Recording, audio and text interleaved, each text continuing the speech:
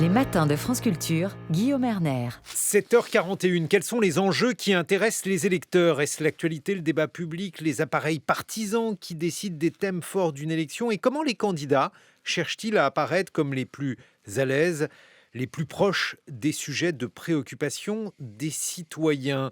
Pour en parler, nous sommes en compagnie de Gaël Brustier. Vous êtes politologue, bonjour. Bonjour. Françoise Fressos, vous êtes éditorialiste au Monde. Si vous deviez qualifier cette élection présidentielle, à quoi celle-ci vous fait penser si nous remontons dans le temps? Bref, quelles sont les caractéristiques principales alors que nous entrons dans la dernière semaine avant le premier tour? Spontanément, moi, le souvenir que j'aurai, c'est plutôt 2002, ce qui n'est pas une élection très agréable, pas très intéressante. C'est une élection à surprise, une élection où on voit la défiance se manifester de façon très forte. Qu'est-ce qui s'était passé, rappelons-le, aux plus jeunes qui nous écoutent? Alors, on est en cohabitation, la France est en cohabitation. Jacques Chirac est président de la République, Lionel Jospin est son Premier ministre. Ils pensent avoir très bien gouverné. Il y a eu quand même l'avertissement des élections municipales qui ont montré un peu le déclin de la gauche aux municipales. Et il y a surtout cet événement historique dont on n'a pas encore vraiment pris la mesure, qui est les 11 septembre, c'est-à-dire les attentats terroristes aux États-Unis, et qui vont imprégner la campagne d'une préoccupation sécuritaire très forte sur laquelle Jacques Chirac va surfer. C'est avec l'élection. des faits divers dont le rôle est aujourd'hui débattu. Il y avait le fameux papy-voise à l'époque. Absolument, absolument. Et donc, on a cette surprise où Jean-Marie Le Pen détrône de quelques points Lionel Jospin, alors que la gauche s'est complètement éparpillée, notamment Christiane Taubira s'est présentée, d'ailleurs avec l'accord de Lionel Jospin qui lui a dit « mais oui, il faut que la gauche plurielle soit représentée ». Et donc, on Jean-Pierre a, Chevènement. au fond, la France se réveille avec une gueule de bois incroyable. Et ce qui me fait penser un peu à ce climat, c'est, si vous voulez, cette espèce de climat de défiance politique qu'on sent assez fortement. La déstructuration des partis politiques qui était déjà à l'œuvre en 2017 et qui s'accentue. On voit les difficultés, par exemple, de la candidate socialiste et de la candidate LR. On voit aussi... Pourquoi les difficultés? Comment les expliqueriez-vous, ces difficultés respectives? Je pense qu'il y a une déstructuration de ces deux camps qui ont été représentés l'alternance en France pendant des années, qu'ils ont géré à l'intérieur de leur propre camp des contradictions qui les ont empêchés sans doute de faire des réformes importantes ou en tout cas d'avoir des résultats probants sur des grands sujets qui ont été la désindustrialisation, la montée du chômage de masse. Et sans arrêt, constamment dans cette campagne, on les a rappelés au bilan de ces années. C'est Zemmour qui a été le procureur de Valérie Pécresse en disant « vous dites que vous allez faire ça, mais regardez, vous ne l'avez jamais fait ». Et puis c'est Jean-Luc Mélenchon aussi qui a dit aux socialistes « mais regardez ce que vous avez fait, vous n'y êtes pas arrivés ». Et donc il y a cette déstructuration profonde des partis. Vous avez aussi une jeunesse qui est très déçue de voir que le thème écologique ne s'est pas imposé autant dans la campagne. Et donc vous avez tous des éléments qui font qu'on peut craindre une forte abstention et où on voit que les thèmes, personne n'a vraiment la main pour structurer un thème dominant. Gaël Brustier, votre regard? Moi, je suis frappé par la baisse de niveau du débat public. C'est-à-dire qu'il y a quand on lit les programmes, moi je me suis beaucoup intéressé au programme culture par exemple, à l'absence par exemple des candidats aux rencontres avec le monde culturel. Ils disent des banalités, c'est-à-dire que il y en a qui ont beaucoup travaillé, il y en a qui n'ont absolument pas travaillé, qui ressortent les mêmes clichés que d'habitude sur l'éducation artistique, etc., sans trouver les fonds, parce que la seule préoccupation c'est maintenir la paix sociale, l'ambition culturelle a totalement disparu. Et ça c'est déjà frappant parce que quand on, Vincent Martini qui est habitué de cette antenne, décrit très bien dans les années 80 comment la politique culturelle est le cœur de la politique mitterrandienne, qui dit que le socialisme de la liberté, c'est un projet culturel. Là, il n'y a rien, ils ne se déplacent même plus. Ils reçoivent à peine les mouvements d'éducation populaire. Quand ils les reçoivent, ils écoutent d'une oreille distraite, ce qui fait qu'ils sont à la fois coupés de la société et qu'ils n'ont plus souvent les hauts fonctionnaires, etc., pour leur faire leurs notes comme d'habitude. C'est-à-dire que le Parti socialiste, on voit très bien la baisse de niveau, jusque dans l'orthographe, des programmes rédigés, des documents préparés, etc., et des interventions. Uniquement Et puis il y a une fascination uniquement PS. Non, parce que j'ai regardé le PS parce que sur le plan culturel, puis je suis un petit peu habitué. À la prose.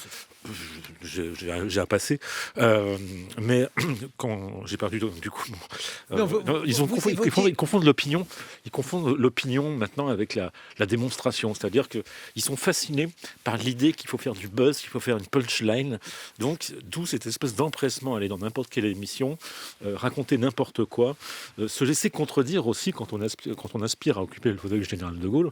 On laisse pas n'importe quel zozo sur un plateau télé venir prétendre venir débattre avec vous. Donc il y a une baisse même de l'idée qu'ils se font de la politique et qu'ils se font d'eux-mêmes. Enfin, d'eux-mêmes, c'est sûrement relatif, mais de la politique, en tout cas, ça c'est certain. Où s'est-elle déroulée cette campagne, selon vous, Gaël Brustier? Elle ne s'est pas déroulée, je pense. Je pense que, à mon sens, on a un phénomène d'ailleurs avec les réseaux sociaux, etc., de rivières souterraines dont on ne sait pas vraiment où elles vont aboutir. Il n'y a pas eu de campagne contradictoire, il n'y a pas eu de projet, il n'y a pas eu de grande idée qui soit sortie. Et par exemple, quand on regarde les candidats de droite, ce qui est fascinant, c'est leur propension à parler d'eux et de ce que c'est qu'être de droite. Donc, Pécresse, c'est regarder ce que c'est qu'une femme de droite moderne. Et puis, les amis de Zemmour, c'est on vous apporte la bonne nouvelle, l'union des droites, dont strictement aucun électeur de droite n'a quoi que ce soit à faire. Un électeur de droite a des problèmes matériels d'abord, il y a des factures à payer. Il est de droite, il le sait. Mais alors, allez, faire parler de l'union des droites ou se préoccuper de ce que c'est qu'une femme de droite moderne, il en a strictement rien à faire. Mais est-ce que ça fait pas partie aussi de la phraséologie de campagne? Alors, elle peut être inutile, Gaël Brustier, cette phraséologie, mais qui consiste à dire, voilà, nous voulons l'union, comme Jacques Chirac disait toujours dans ses discours, qu'il voulait une France debout. Ça mangeait pas de pain, mais bon, c'était une sorte de marotte comme cela. Non, mais c'est le signe de l'impuissance politique, en fait. Quand on est dans l'autodéfinition idéologique de soi-même, ils passent leur temps. Est-ce que je suis post-gaulliste, néo-gaulliste, néo-conservateur, paléo-conservateur, conservateur, machin? C'est vrai, ça n'a aucun intérêt pour les lecteurs. Les lecteurs, l'hégémonie commençant à l'usine, le lecteur, il construit sa vision du monde à partir de son vécu matériel. Il n'a absolument pas envie d'écouter les discours à non plus finir de Nicolas Bay ou je sais pas qui sur l'union des droites du MPF ou je sais pas qui, ça l'indiffère totalement. Françoise Fressoz, ce qui est étonnant, alors peut-être comme en 2002, mais je vais vous laisser faire les comparaisons que vous souhaitez. En 2002, on a dit, mais alors un peu rétrospectivement, que l'insécurité avait été le thème majeur, thème qui n'avait pas été perçu par Lionel Jospin, qui avait fait preuve de candeur, et que c'est ce qui lui avait coûté son élection, parce qu'il avait mis en avant son bilan, et dit-on toujours sur cette année-là, une élection ne se gagne pas sur un bilan. Cette fois-ci, quels sont les thèmes qui apparaissent? Est-ce que, par exemple, le pouvoir d'achat est un thème qui apparaît comme central dans l'élection? Alors, je pense qu'il y a 2 thèmes qui dominent. Il y a le thème du pouvoir d'achat, effectivement, qui est très dominant, notamment en fin de campagne, hein. On voit que c'est la préoccupation numéro 1 des Français. Et ce thème, il se greffe sur, au fond, un monde qui est devenu de plus en plus insécurisant. On voit la guerre en Ukraine, on voit les difficultés d'approvisionnement énergétique, on voit qu'on a traversé une pandémie qui a mis la croissance sans dessus-dessous. Donc, au fond, tous nos repères sont un peu perdus. Donc je pense que 2 choses ont dominé. Il y a la stature présidentielle de comment est-ce que je peux affronter les crises. Et je pense que Emmanuel Macron a usé de cette posture jusqu'à la corde. Et je pense qu'il est en partie responsable du fait que le débat n'a pas eu lieu autant qu'il aurait pu. Parce qu'il est resté en surplomb de sa position quand il a géré les conversations avec Poutine, quand il s'est mis en premier plan sur l'Union européenne. Et il est resté en surplomb en disant non, je ne vais pas débattre. Donc il y a une sorte de frustration de ses concurrents. Et dans la dernière ligne droite, on voit bien une sorte de revanche de Marine Le Pen sur la question du pouvoir d'achat, c'est-à-dire la question de ce qui intéresse les Français en premier. Mais justement, sur le pouvoir d'achat, les différentes solutions, je mets les guillemets qui conviennent, proposées par les candidats, sont des solutions qui apparaissent convaincantes? Y a-t-il là, véritablement, pour les électeurs, eh bien... Alors, ça manque de... il y a une inflation de propositions, ça c'est vraiment une surenchère de propositions, dans un cadre qui là aussi est devenu totalement déconcertant, c'est-à-dire qu'il y a 5 ans, vous aviez des repères, vous aviez les critères de Maastricht, vous saviez si on était sérieux ou pas. Là, tout a volé en éclats avec la politique du quoi qu'il en coûte.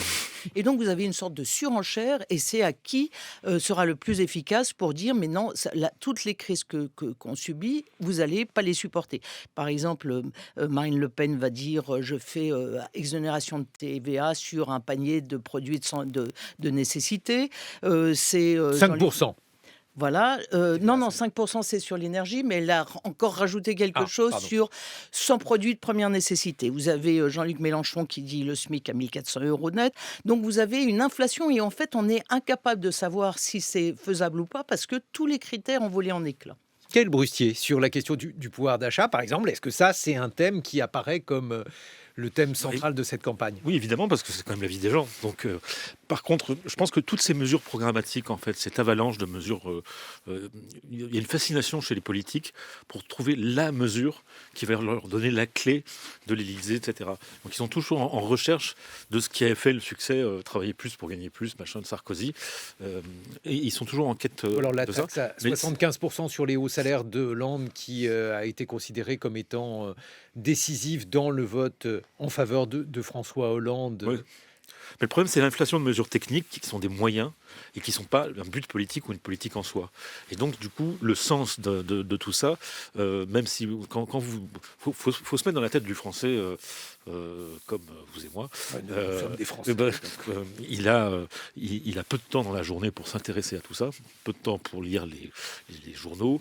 Et le plus, en fait, le plus on envoie une gadget, etc., qui sont souvent pas pensés, qui sont souvent déconstruits très vite par les pages dédiées des journalistes.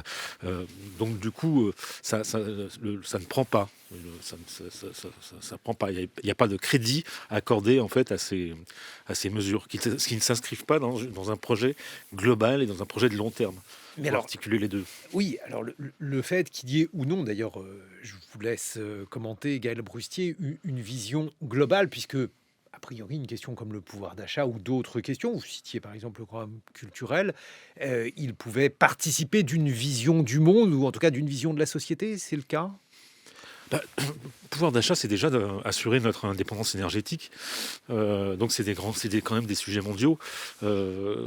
Cette indépendance énergétique, elle est plus assurée, on le voit très bien. C'est évidemment le rapport capital-travail, etc. Mais il n'y a pas de vision du monde parce que je pense profondément qu'on a une génération politique qui n'a pas de vision du monde en fait, qui joue au petit chevaux, mais qui n'a pas capacité à dégager un sens et à avoir un discours global. Françoise Fressoz. Alors, je nuancerai un peu. Je pense qu'il faut distinguer plusieurs niveaux. Je pense qu'il y a une vision chez Emmanuel Macron et une vision chez Marine Le Pen. Oui, Deux visions antagoniques du monde, mais que l'un et l'autre ont dû mettre de l'eau dans leur vin par rapport au débat de 2017. Souvenez-vous, 2017, Marine Le Pen dit « je vais sortir de l'euro ». Et c'est en revenant à une France nationale que je vais régler tous vos problèmes. Là, il est obligé de mettre de l'eau dans son vin parce que l'Union européenne apparaît comme protectrice par rapport aux grands désordres du monde auxquels on est confronté. Emmanuel Macron, lui, était celui qui disait « mais l'Europe, c'est formidable et on va tout résoudre avec ça ». Et puis, il a été obligé quand même de remettre beaucoup de souverainisme dans sa politique et il a été obligé de remettre aussi l'État qui intervient énormément, l'État protecteur, parce qu'on a traversé des crises très graves. Si bien qu'aujourd'hui, leurs deux visions du monde sont un peu édulcorées et par ailleurs, on est confrontés tous, collectivement, à des explosions, une recrudescence des dangers qui fait qu'au fond, on est un peu tous sidérés. Et là où j'ai un gros regret sur cette campagne présidentielle, c'est qu'on aurait pu rentrer sur des débats très importants, notamment vous citez par exemple l'indépendance énergétique en disant comment est-ce qu'on va faire dans les 5 ans qui viennent. Et ce débat n'a pas eu lieu, ce qui va, à mon avis, fragiliser considérablement le ou la présidente de la République qui sera élue plus tard. Mais Françoise Fressoz, il y a d'autres visions du monde. Jean-Luc Mélenchon, Éric Zemmour, Yannick Jadot. tous ces candidats portent une vision du monde également qui peut être considérée comme Oui, assez mais élaborée. oui, absolument. Mais moi, je dirais que eux, je les vois plutôt en personnages On secondaires. pourrait les citer tous, hein, d'ailleurs, il Oui, faudrait le parce faire, que je mais je veux pense que dire, la vie politique est quand même très structurée entre ces deux visions-là et que par derrière, il y a eu aussi des nouveaux personnages ou des personnages qui ont essayé, qui font achever la décomposition de ce qui s'est passé à gauche et à droite. Éric Zemmour, je pense, a fait énormément de mal, par exemple, à Valérie Pécresse, en lui disant sans arrêt, ce que vous dites, vous ne l'avez jamais fait dans le passé. Donc il est il n'a pas arrivé comme... été particulièrement amène avec Marine Le Pen également. Oui, mais regardez à la fin le rôle qu'il a joué. Au fond, il a adouci Marine Le Pen. Et le résultat de sa campagne, c'est qu'au fond, il est apparu, elle s'est d'une certaine façon dédiabolisée. Jean-Luc Mélenchon, il a Jean-Luc une vision Mélenchon, du monde, il a un programme assez précis, chiffré. oui, mais alors Jean-Luc Mélenchon, pour moi, je le vois comme celui qui, au fond, est arrivé au bout de cette guerre des gauches qui a été, cette concurrence avec le Parti socialiste qui a animé toutes les années de gouvernement quand Hollande était au pouvoir, et qu'au fond, il arrive à la fin de ce qu'il voulait, c'est-à-dire détruire la gauche de gouvernement et essayer d'apparaître comme l'opposant radical. Gaël Brustier, sur Jean-Luc Mélenchon, on voit effectivement que les intentions de vote en faveur d'Anne Hidalgo ne sont peut-être pas très importantes. C'est peut-être le signe qu'il y a un essoufflement de la social-démocratie, mais pour la gauche de Jean-Luc Mélenchon, ça n'est pas le cas, en tout cas en termes d'intention de vote. Ça pourrait être, il pourrait être beaucoup plus haut. En fait, ils ont décidé, à la France Insoumise, et Jean-Luc Mélenchon a décidé il y a 5 ans, de ne pas poursuivre la vraie voie du populisme de gauche, c'est-à-dire, je me souviens d'une grande discussion avec Chantal Mouffe, qui était Chantal Mouffe, qui est philosophe, théoricienne du populisme de gauche, qui était d'aller vers les modérés, d'aller vers ceux qui n'étaient pas là. Et ça, cette proposition-là, elle a fait chou blanc. Et ils sont engagés dans la quête des fâchés, pas des fachos. Et donc, du coup, ils ont épousé toutes les radicalités qui passaient dans la rue. La première qui passait, hop, la France Insoumise était derrière avec sa pancarte. Et ils étaient contents. Le problème, c'est que la multiplication des radicalités, ça ne vous fait pas passer de 19 à 25%. Ça vous fait passer de 19 à 14 ou 15, quoi. Au maximum.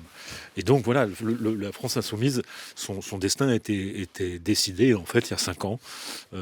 Et ils ont un moteur qui est l'aspiration des plus radicaux de chaque parti, des gens les plus à gauche de chaque parti, pour faire un soi-disant vote utile ou un pôle de radicalité. Mais il y a 5 ans, Gaël Brustier, Jean-Luc Mélenchon n'était pas si loin du second tour que cela. Oui, mais il n'en a pas déduit ce qu'il aurait dû en déduire. Qu'est-ce que vous en pensez, Françoise Fresso? Le combat de Jean-Luc Mélenchon, quand il perd face à Emmanuel Macron et face à Marine Le Pen en 2017, il se met dans la tête d'être l'opposant numéro 1 à Emmanuel Macron.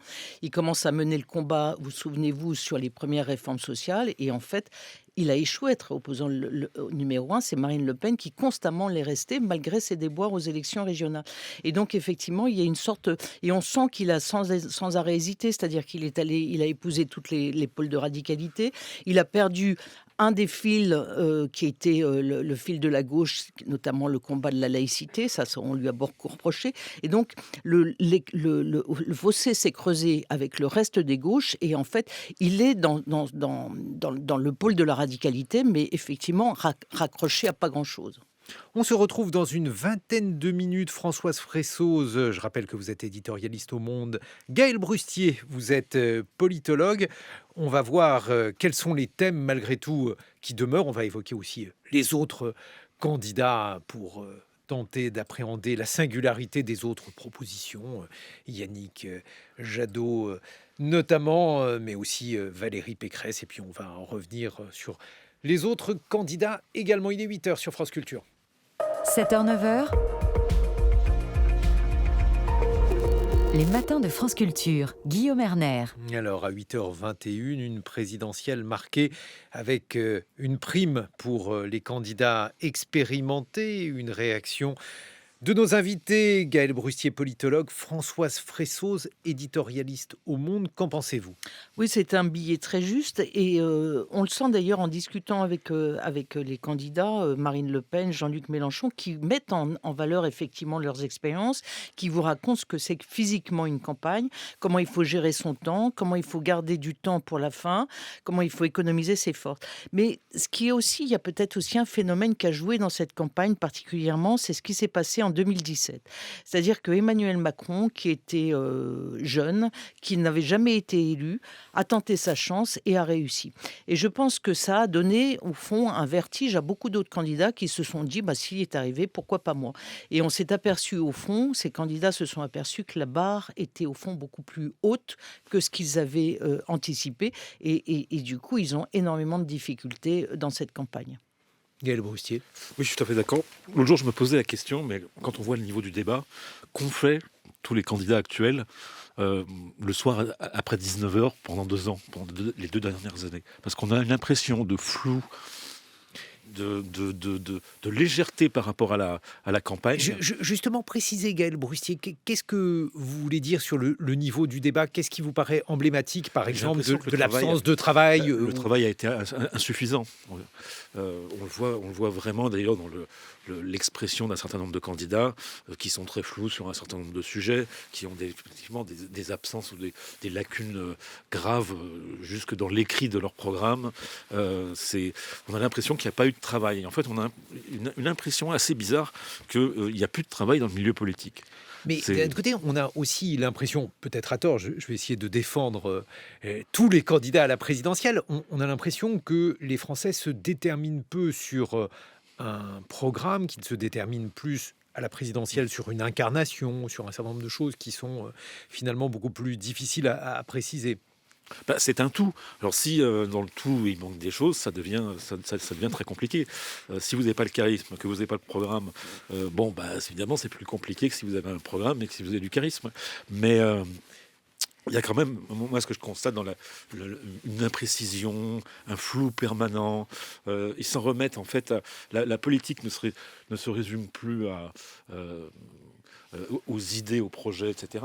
C'est la politique, c'est apparaître. D'ailleurs, vous le voyez très bien. Je suis allé voir de manière ce qu'il y avait sur Twitter, que je n'ai pas. En fait, vous avez des équipes de campagne qui se mettent en scène en mettant en scène le candidat. Et donc, on est dans une mise en scène pure, une recherche du bon mot, une recherche de Valérie Pécresse. On ne sait pas si c'est un one-man show ou si c'est un meeting politique. Il y a un vide total du point de vue idéologique, du point de vue programmatique, etc. Et donc, du coup, il y a un surinvestissement dans l'idéologisme et dans la télé-réalité, au fond. Il y a une télé-réalité, je ne sais pas comment le dire, mais vous voyez ce que je veux dire, de la politique. Françoise Fressoz. Alors, je pense que je partage assez votre avis. Je pense qu'il y a eu un manque de travail, notamment du côté du candidat socialiste et du candidat LR. Et moi, je l'analyse par ce qui s'est produit en 2017. Au fond, l'analyse qu'a fait la gauche et qu'a fait la droite, c'est que Emmanuel Macron avait réussi en 2017 par une sorte de coup du sort. Il a eu de la chance, mais que ça restait quand même un usurpateur et que tout allait redevenir normalement dans le clivage et l'alternance gauche-droite. Et en fait, on s'est aperçu que pendant 5 ans, LR n'avait pas du tout travaillé et le PS n'avait pas du tout travaillé non plus. Et que lorsque la marche est arrivée et que l'élection présidentielle est arrivée, on s'est aperçu que ces candidats qui se pensaient très forts dans leur imagination, au fond, avaient beaucoup perdu dans leur base. Alors, à gauche, moi je le lie aussi à cette crise de la social-démocratie française, où on voit quand même un effondrement aussi du rôle des syndicats, qui n'a pas été seulement une action d'Emmanuel Macron. Il n'a pas voulu détruire les syndicats, mais de fait, on voit qu'il y a une grande difficulté et que toutes ces difficultés étaient déjà sous le candidat de François Hollande. Et Anne Hidalgo est entrée en campagne en disant il faut que la voix social-démocrate en France porte parce que c'est essentiel. Oui, mais il fallait encore fallait-il que les facteurs puissent permettre Elle a permis, Françoise Fressoz, naguère de faire élire un président de la République, cette voie-là. Oui, mais de fait, en fait, je pense qu'il y a tout un travail qui n'a pas été fait pendant des années, qui n'a pas été fait pendant ces 5 ans et qui fait que le retour de la social-démocratie reste très difficile à faire. Et à droite, ils sont restés sur l'idée qu'au fond, François Fillon n'avait échoué qu'à cause des affaires et que la droite retrouverait naturellement l'étiage des 20% qui était la sienne en 2017. Et on voit que c'est beaucoup plus compliqué que ça. L'autre fait frappant dans cette campagne, mais qui ressemble à cet égard à la scène politique française traditionnelle, c'est la multiplication des candidatures à gauche et à l'extrême gauche. Ça a toujours été le cas, parce qu'en 88, il y avait Pierre Boussel, il y avait Pierre Juquin, il y avait Arlette Laguillet. Donc c'est une tradition française que d'avoir 1, 2, 3 trotskistes. Là, il n'y a pas de lambertiste. Il n'y a pas de lambertiste cette année, encore que peut-être qu'il y en a un qui est camouflé. C'est pas le propre des lambertistes, mais comment expliquer cette offre à l'extrême gauche? Moi, je pense que c'est un travail de long terme. C'est-à-dire que d'une élection à l'autre, si vous voulez, à Lutte ouvrière, on travaille déjà sur les parrainages. Il n'y a pas de secret, hein, c'est comme ça que ça se fait. C'est un peu plus... Le NPA, lui aussi, a été bouleversé par rapport à ce qu'était la Ligue, qui était un mouvement très cadré, etc., etc. Le NPA donne une impression un peu plus brouillonne. Donc on comprend qu'en fait, à la fin, il soit toujours un peu plus juste sur la ligne d'arrivée. Mais... effectivement, il manque les lambertistes qui avaient Chivardi, qui avaient, etc., Boussel et qui aujourd'hui ne sont pas présents. Françoise Fressoz. Alors, moi, ce qui m'a frappé cette fois-ci, c'est effectivement, c'est une tradition en France qui est de candidats d'extrême gauche. Mais ce qui m'a frappé, moi, c'est qu'au fond, ils ont eu énormément de facilité à trouver leurs 500 signatures, alors que leur voix, c'est 0,5% à 1%, alors que des candidats qui représentent beaucoup plus en intention de vote, comme Jean-Luc Mélenchon, Marine Le Pen et Éric Zemmour, ont eu beaucoup plus de difficultés. Et donc ça aussi, je trouve que ça peut-être accentuer l'impression que quelque chose colle pas dans cette présidentielle, qu'au fond les règles du jeu traditionnel ne fonctionnent plus comme il faudrait. Après tout, pourquoi il y aurait 2 candidats d'extrême gauche qui font 0,5% des voix, qui ne viennent que pour dire demain il faut faire la révolution, puis qui retournent dans leur case pendant 5 ans. À quoi ça correspond? Vous voyez, il y a une sorte d'absurdité du théâtre politique, et je trouve que cette fois-ci, on la ressent davantage que les autres. Et si l'on continue donc d'évoquer la configuration actuelle, on a parlé d'une primaire à l'extrême droite, Gaël Brussier. Ça, c'était une autre nouveauté, même si on peut la rapprocher de l'époque où il y avait le Front National et les frondeurs, autrement dit Bruno Maigret. Là aussi, un commentaire à l'égard de cette configuration. En fait... Quand on regarde la campagne d'aujourd'hui et la campagne de 2002, vous avez beaucoup d'acteurs qui ont joué dans les 2 camps à l'extrême droite, et vous avez une reproduction par Zemmour. C'est un peu du maigretisme, mais du maigretisme sans la dédiabolisation, sans la quête de dédiabolisation. Lui, il veut se diaboliser.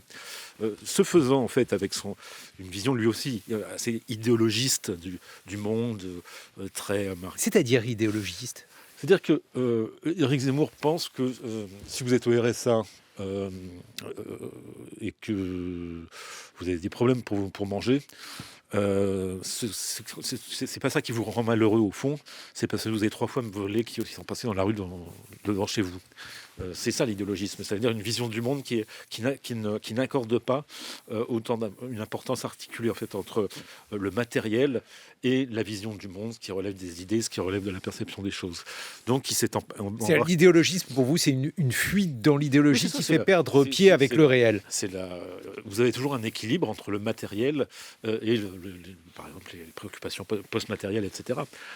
Chez lui, c'est vraiment et cette façon de clamer. De s'embrasser, etc., comme si les vrais gens de droite se retrouvaient. Mais ça, c'est un projet qui fait sens sur le plan arithmétique. C'est-à-dire, s'il veut être élu, lui comme un autre, il lui faut non seulement être élu à la présidentielle, mais aussi, par exemple, avoir une majorité législative. J'ai fait qu'une campagne présidentielle, il y a 20 ans. Et quand, dans une campagne présidentielle, vous commencez à vous recroqueviller sur vous-même, à vous autodéfinir, à passer votre temps à se dire je suis comme ci, comme ça, on se situe à gauche du centre-droit, centre-droit, à droite du centre-gauche, comme disait l'autre, bon, c'est fini. c'est fini, c'est que vous n'avez plus rien à dire aux Français, vous avez plus, ça ne sert à rien de prendre des tracts et d'aller les distribuer, ça ne sert à rien d'écrire des discours, c'est que c'est fini. Donc ce qu'on voit très très bien avec Zemmour. Par contre, il a une fonction, c'est qu'il a dit tellement d'horreur que fondamentalement, Marine Le Pen apparaît comme une femme blessée, en plus trahie par sa sœur et sa nièce, etc. Donc il y a un côté Chirac 95 dans les Guignols qui est indiscutable là. Vous l'évoquiez tout à l'heure, Françoise Fressoz, le fait que Marine Le Pen avait été, je ne sais pas comment dire, recentrée, je crois que c'est le terme que vous avez employé, par Éric Zemmour. Oui, alors elle avait sa campagne en tête depuis très longtemps et moi ce qui me frappe dans cette campagne, c'est qu'elle a pas du tout varié de ligne. Elle veut prendre sa revanche sur le débat catastrophique de 2017.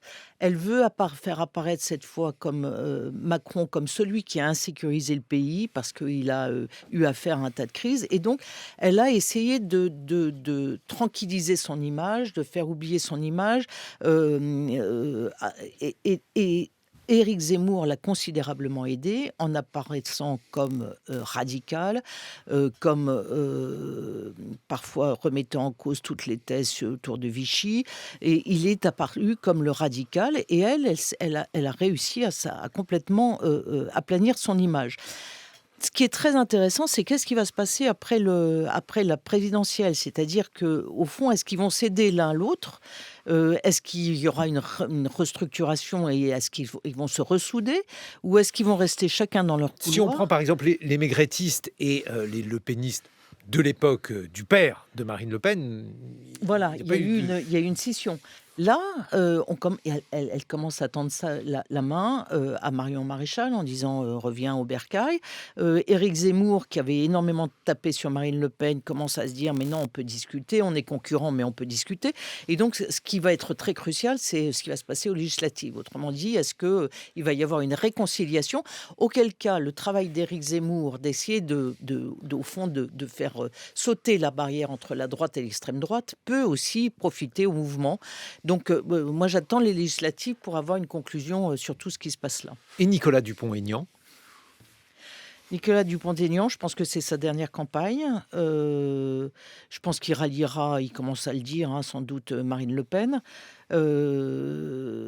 Voilà, et je pense qu'il a, il a un rôle aussi dans cette espèce de campagne où domine le complotisme. Lui, il a été énormément aussi dans les antivax, dans la dénonciation du complotisme. Et je pense qu'il est révélateur de ça aussi. C'est au fond, quelle campagne vous pouvez mener sur les réseaux sociaux, en dehors de toute raison et avec une certaine hargne qui est parfois proche de la haine d'ailleurs. Qu'en pensez-vous, Gaël Broustier?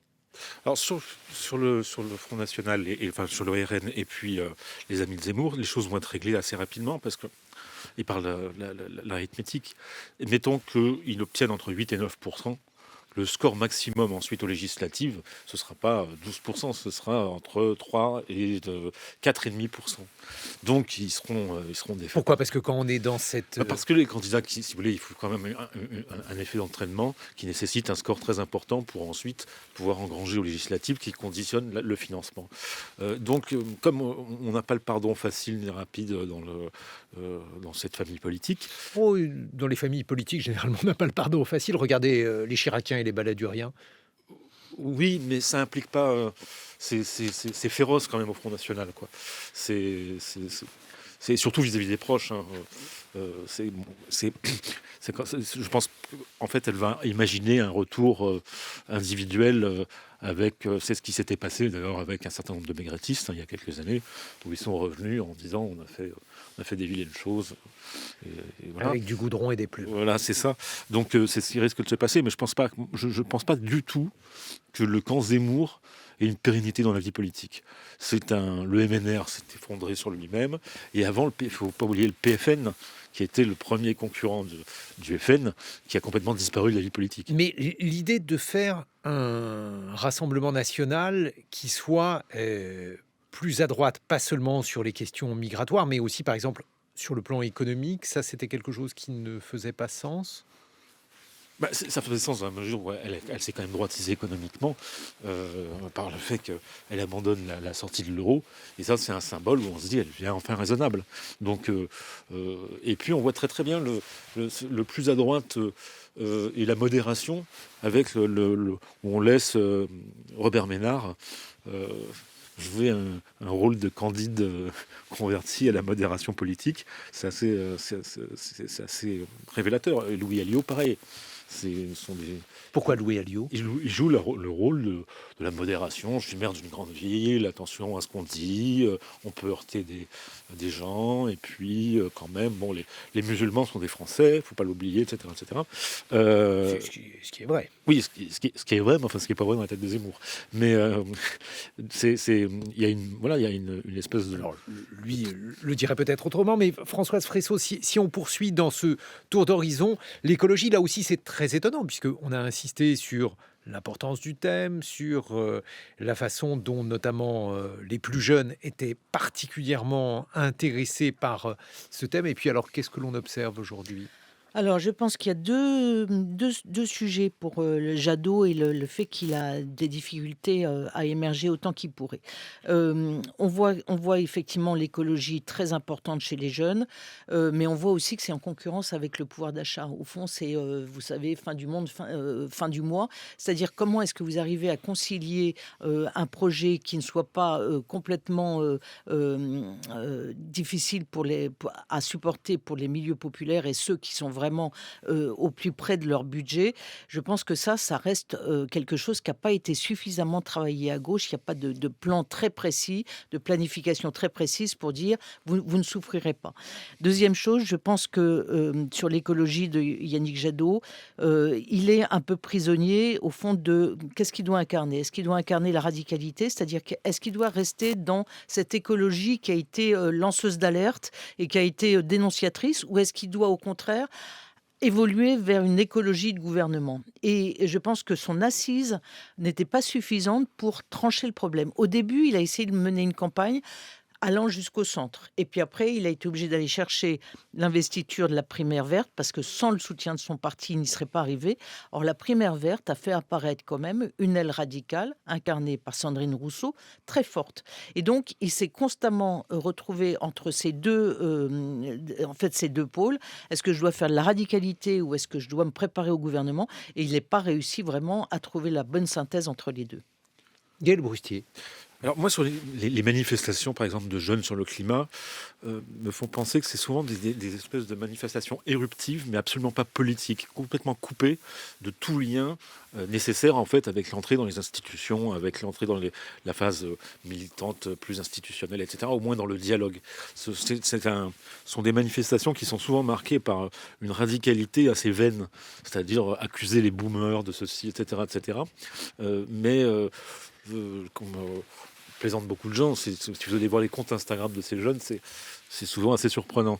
Mais pourquoi? Parce que la radicalité, selon vous, est vaine en politique. Non, je ne pense pas que la radicalité soit vaine. Je pense qu'elle doit s'insérer. Elle doit s'insérer dans les institutions, être polie par les institutions. Mais regardez, justement, on parlait des lambertistes, autrement dit de l'extrême gauche tout à l'heure. Ils ont réussi, alors non pas en tant que lambertistes, mais je crois que nous avons eu un Premier ministre qui l'était, Lionel Jospin.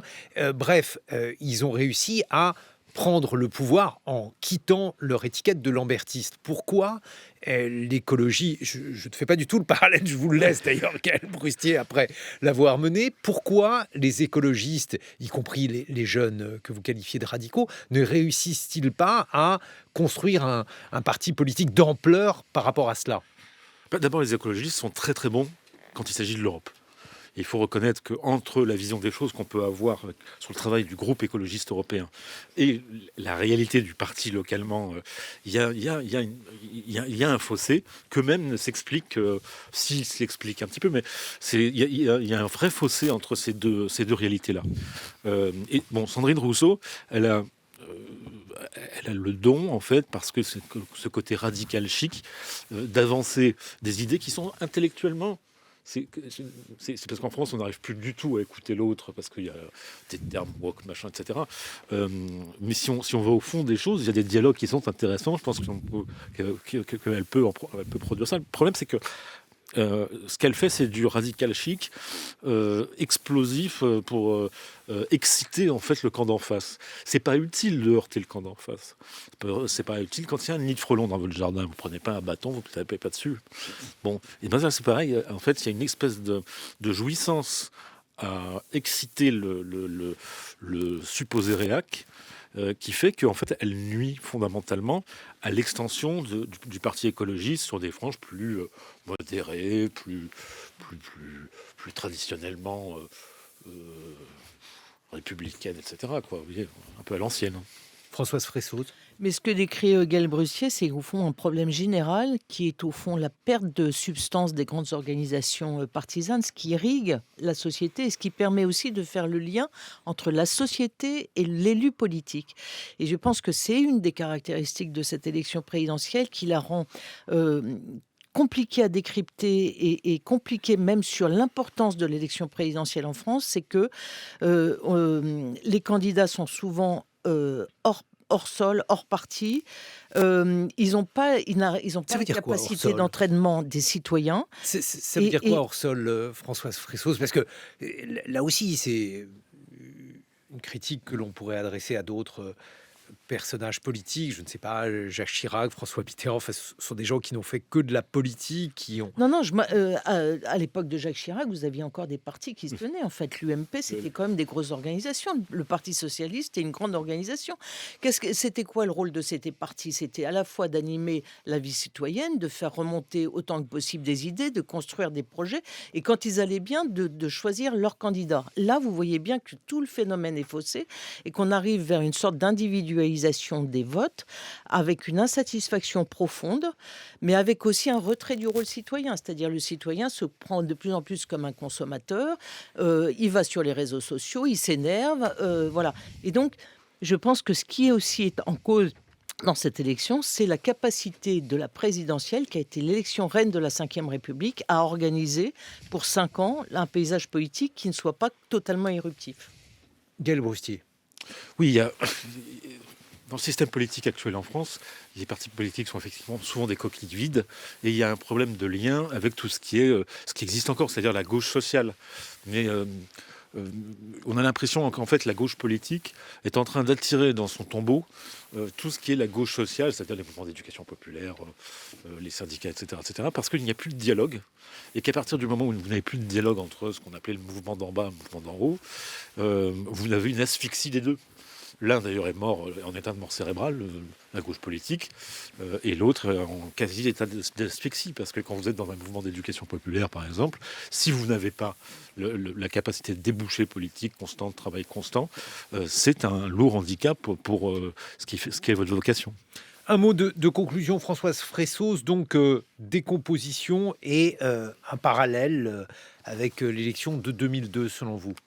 Oui, et avec un risque surtout pour celui ou celle qui sera élu la prochaine fois, quelle capacité à gouverner le pays dans un environnement international très compliqué, avec des enjeux lourds et avec une société très fracturée et des sujets qui n'auront pas été approfondis et posés sur la table suffisamment pendant la campagne. Ce qui fait autant de risques supplémentaires. Autant de risques supplémentaires et qui rend le prochain mandat très compliqué et qui pose aussi tout le sujet de l'organisation institutionnelle. Est-ce qu'on n'est pas au bout d'un système? Est-ce qu'il ne faut pas essayer de réinventer collectivement la représentation? Gaël Brustier, un mot de conclusion. Je crois qu'il y a un révélateur en fait de la nullité de cette campagne, si on voulait être radical, c'est le fait qu'on n'a pas parlé d'international jusqu'à l'Ukraine. Alors évidemment, dans les campagnes, on parle peu d'international, mais je me souviens de Jacques Chirac qui parlait quand même de la Tchétchénie en 1995, en citant Lermontov. Mais là, cette fois-ci, on n'a pas abordé, on n'a pas dit aux Français les grands enjeux du monde. C'est-à-dire, qu'est-ce qu'on fait s'il y a une flotte chinoise en Méditerranée? Ce sont des choses qui sont quand même un petit peu pas totalement dingue. Sur l'Ukraine, là aussi, quels ont été les commentaires? Parce que après quelques jours de stupeur, dit-on, il y a aujourd'hui une sorte de normalisation et d'oubli de cette question, Gaël Brustier. De ça, c'est la vie l'opinion publique évolue très vite aussi, de plus en plus vite, au gré de ce qu'il y a sur les smartphones, etc. Et puis les premières images, c'est absolument horrible, mais c'est à chaque fois comme ça. Les premières images que vous voyez qui sont choquantes, petit à petit, vous en voyez de plus en plus choquantes, et puis vous vous habituez, vous mangez votre jambon devant votre télé. Gaël Brustier, je rappelle que vous êtes politologue. Françoise Fressos, vous êtes éditorialiste au Monde. Je vous propose d'accueillir mes camarades qui viennent prolonger cette émission. Quentin Lafay et Géraldine Mosna-Savoie. Bonjour à tous les deux. Bonjour Guillaume, bonjour à tous. Quentin, vous allez nous parler ce matin d'un nouveau courant de l'écologie radicale. Et oui, on évoque ce matin l'écologie dite de fermeture, un courant de l'écologie radicale qui remporte un succès croissant et vise à accompagner la fermeture des secteurs condamnés ou qui nous condamnent. Et vous, Géraldine, vous avez reçu les professions de foi des candidats par courrier. C'était un super moment, peut-être le meilleur de mon week-end, et j'ai même décidé d'en faire des posters pour ma chambre, Guillaume. Vous allez nous expliquer ça dans quelques instants.